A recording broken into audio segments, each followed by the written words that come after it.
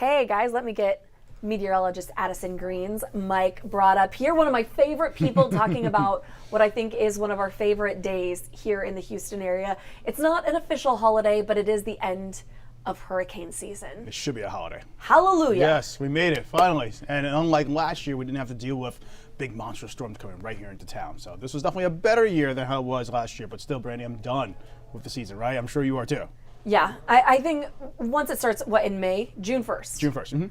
Mm-hmm. Then you start, I don't know, it's just a constant state of vigilance. And I know you guys are super busy in the weather team for a couple of months, so to have it wrap up, it's nice. We're feeling good. I want to encourage you, if you guys have any questions, write them in the comments. I'm keeping tabs on the video so we can ask Addison questions, but do you want to go through some of these graphics you sent over? Sure, because definitely we want to take this season to perspective, how incredible it was. It was record-breaking. This was the third busiest season on record after last year's record-breaking season and the original one of 2005 that had the first time the Greek alphabet list was introduced. But yes, you can see right there, going through the peak of the hurricane season to September 10th, we've been on the downward decline for the most part, all the way up to this day today. And in fact, we have not seen any tropical activity since about November 7th, when we had Wanda, fish storm named Wanda, Brandy, that we were talking about earlier on, fade away in the northern Atlantic. So it's been quiet the past several weeks, which is always something we look forward to here in Houston. Yeah, but you mentioned it's been busy because we got through all the names, right? Mm-hmm. Third time we've done that. We almost went to the secondary list of alphabetical names, which begins with Arlene. So thankfully that list was not used. But you can see right there, we had a busy season to say the least, with 4 major hurricanes. That was Grace, Ida, Larry, and Sam. And Ida being the big noteworthy one, because that's the one that made landfall in southeast Louisiana as a major hurricane, category 4 intensity, with winds around 180 miles per hour. Sorry, I should say that 150 miles per hour. Ooh. But Nicholas was one that swept into Houston. I know caused a lot of damage down in Matagorda, Brazoria County.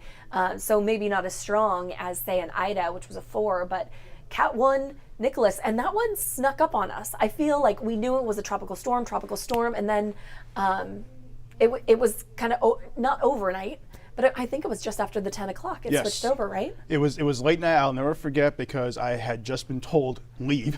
Stop being here, because I was here already for 15 hours. So Chief Meteorologist David Paul was like, get out of here. So I'm driving home and I see the update come on in from the National Hurricane Center saying that we now have Hurricane Nicholas. So I pulled over the side of the road. I'm starting doing tweets and posts that's just happened. And I remember driving home. I live out in the Galleria area of Houston, went into my apartment there for about 15 minutes, and then power went out. And so I was like, well, this is going to be fun. But I was so tired, I'm like, I'm just going to go to bed and hope that the lights come back on in the morning. And then thankfully they did. Yeah, we lost a fence in my house, around my house, and I know we were really lucky. There were some folks who suffered some really significant tree damage, folks without power for upwards of a week, again, in some of those southern Houston communities. So that one, even though it wasn't, when we talk about hurricanes, obviously the first one to come to mind here in Houston is Harvey. And you think about how widespread that damage was, and how you can't drive through the city without seeing where it had an impact. And I think because we're so far removed from those southern communities, sometimes we forget, but there's still a lot of repairs going on down there. It wasn't that long ago that Nicholas hit. Yeah, no, absolutely not. And a lot of people still were recovering, unfortunately, dealing with insurances and rebuilding and whatnot. And even though it was just a tropical storm, then became a Category 1 hurricane, it still left a big mark across the area. And it happened within a very short period of time that we got those strong hurricane force wind gusts. We saw the system strengthening just before it made landfall. You even see on radar imagery, kind of like a little boost happened to its structure, and then it lasted for about a couple of minutes and then just collapsed. But it was that collapse that sent those hurricane force wind gusts across Harris County, knocking out the power in numerous neighborhoods. I want to ask about that. That has to be one of the most challenging things, tracking these storms, because we've seen, some form out in the tropics more than a week in advance, and we have a lot of warning. But some of these, just with the heat of the Gulf, churn up, and something like Nicholas swoops on shore. Yeah, you can definitely get these storms that can pop up, way out there in the open Atlantic, or pop up close to home. That's what Harvey was, popped up just towards southwestern portions of what's the bay next to us? Galveston. No, I'm sorry. Gulf of Mexico. There we go. Sorry. It's been a long day. Yeah. But we typically do see these storm systems coming, but it's a question of how strong they're going to be when they eventually do get here and what's the final path. And are we going to be on the dirty side of the storm or the clean side? So that's where all those forecast details come into the picture, even as we're getting towards the 11th hour, so to speak, trying to nail down who may see what, so that way everyone can be prepared. But that's exactly what we saw with Nicholas, getting that chance for seeing hurricane force wind gusts within the last hour or so, and that did happen, but unfortunately, it impacted a lot of people across the metro area. I want to ask, because I think most of us who live along the Gulf Coast know what the dirty side of the storm is versus the clean. But can you break it down? The dirty side is not the side you want to be on. No. Definitely a side you want to be avoiding at all costs, because that's where you have the strongest winds, the storm surge to be concerned with if you're by the coastal areas. Usually the heaviest rain comes into that vicinity as well. And also there's a chance, along the coastal areas especially, a possible tornadic activity, maybe a waterspout coming ashore or an actual tornado forming. Either way, they're usually weak, but nonetheless, they can still do some damage. And that's usually the right front portion of the storm system. So picture you're in the Houston metro area, for instance. Storm system's coming right in towards Galveston and towards Houston. If you were in, say, the Boulevard Peninsula, you'd be on the dirty side of the storm system, that front right portion of it. If you were out towards Matagorda Bay area, you would have breezy winds, maybe some rough surf, and maybe some rain here and there every now and then. But yeah, it's definitely the dirty side that gets the brunt of the system. And then you can see, certainly as we saw with Harvey, when a system comes in and just slows down to a crawl, everyone gets in the dirty side with all that rain and wind lashing areas for hours upon hours. I remember the tornado outbreaks ahead of Harvey kind of moving into our area, but we were seeing those tornadoes in Sienna Plantation, Jersey Village. They were pretty widespread because we were on that dirty side. We had one more graphic here. Did you want to tackle this one? Yes, this puts the whole summary of the season into perspective right here. So we had above average season, and that was forecasted to initially have 18 named storms. We saw 21, which completes the entire list of the alphabetical named storms for the year. We saw 7 hurricanes. The forecast was 8, so 1 below, but we did see 4 that was right on forecast for major hurricanes. But that pales in comparison to how it was last year, where we saw 30 named storms going all the way through the Greek alphabet, I believe towards iota, if I'm not mistaken, or theta. And then we learned our Greek last year. Oh yeah, big time. I mean those names we kept pronouncing and going over. Beta impacted us here directly. It was late September, I remember that happened. And thankfully we didn't have any major hurricanes come through like Laura. And I believe there was one other one that made, Delta. Laura and Delta made landfall within 15 miles of the same spot in southwest Lake Louisiana. Charles, yeah. So that was incredible. Louisiana, geez, my heart goes out to everyone in Louisiana and the state in general. It just lashed with hurricane activity year after year. Now, this isn't related to hurricane season, but we did get a question from Sue, who's asking about this winter. Do we know anything about what's to come this winter? So the winter outlook is looking to be more on the warmer side. We do have ourselves in a La Nina pattern going forward, which means we're going to be seeing the chance for seeing warmer and drier conditions come our way.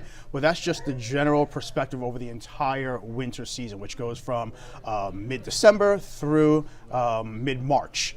But like we have seen before last year, case in point, we were supposed to have that similar also perspective coming our way, and we had the winter freeze that kind of just changed everything of how we thought how the season was going to be. So it only takes that one instance for you to really notice that winter is here. But thankfully, it looks like our outlook is going to be looking more on the favorable side.